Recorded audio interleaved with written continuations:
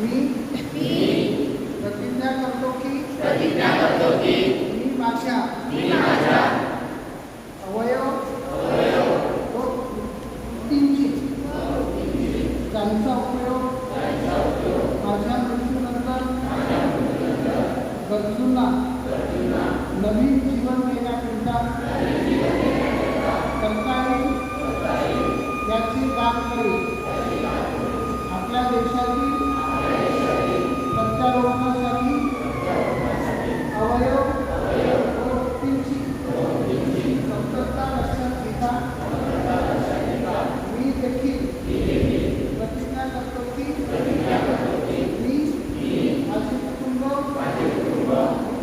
मित्र देशवासियांना देखील आपले अवयव व व्यक्तींची दान करण्याकरिता प्रेरित करण्यासाठी प्रयत्न करेन. आज जास्त नाही, आज जागतिक अवयव नाही, फक्त 2 मिनिट तुम्हाला समजतं. एवढ्याच आपलं रक्षाबंधन झालं होतं आणि आपण सगळ्यांनी वर्तमानपत्र वाचतो काही विषय नाही.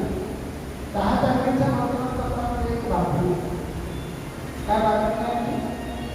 ही बातमी अशी आहे की दिल्लीची एक मुलगी मुंबईची एक मुलगी दिल्लीला जाऊन आपल्या भावाला काय करते आहे, राखी बांधते. आता हे दोघंही भाऊ होते. विषय काय आहे?